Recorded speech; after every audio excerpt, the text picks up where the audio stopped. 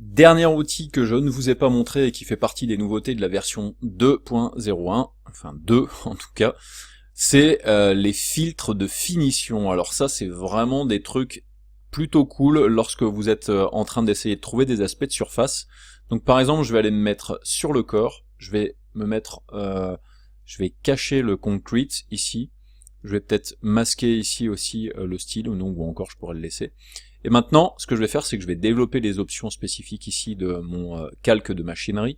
Donc je pourrais cacher le rust, je pourrais cacher le dust, vous voyez, qui donne cette espèce d'effet de poussière. Je pourrais cacher le dirt aussi. Et en fait, ce que je voudrais, c'est mettre une finition spécifique ici sur ma surface de métal. Donc il me suffit de me mettre sur le calque. Je vais faire un clic droit, et je pourrais choisir ici filtre, ou alors je peux venir ici, et je peux venir choisir par exemple de rajouter un effet filtre. C'est exactement la même chose. Une fois que j'ai fait ça, donc là le filtre est présent ici, il me suffit de venir ici, je vais baisser un petit peu ça, ça me permettra de voir un petit peu ce qui se passe. Je peux venir cliquer ici sur filtre, et là maintenant vous avez le filtre brush linéaire, voilà. Vous avez le filtre galvanisé, le filtre grainy, donc ça vous permet vraiment de mettre une finition sur votre surface qui peut donner un aspect vraiment sympa.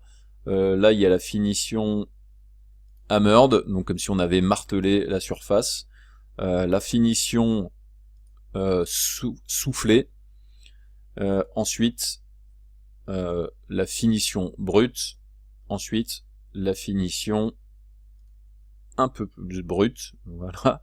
Donc ensuite vous allez pouvoir jouer sur une valeur d'échelle de cette finition là, vous allez pouvoir jouer sur une échelle de l'effet grunge, jouer sur l'intensité du pinceau et sur la manière dont ce brush effectivement va se barrer, va s'étirer. Donc ça peut être vraiment sympa. Donc si par exemple je mets du galvanisé comme ça, on peut jouer donc sur cet effet d'échelle qui me permet vraiment de donner une finition particulière, de jouer sur l'intensité de cet effet galvanisé, voilà. Et du coup, donc ce qui permet de faire en sorte que on peut aller un petit peu plus loin, on peut utiliser une texture supplémentaire qui va permettre par exemple de choisir d'avoir des custom flakes ici, et qui vous permet donc de jouer sur des effets d'échelle, etc., etc.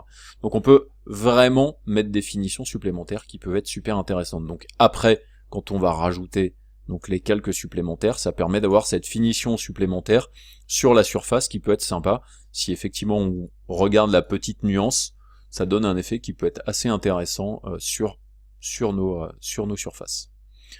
Donc on a fini avec les divers outils, les diverses nouveautés qui sont spécifiques à l'intérieur du Substance Painter. On va passer au rendu puisque je l'ai annoncé.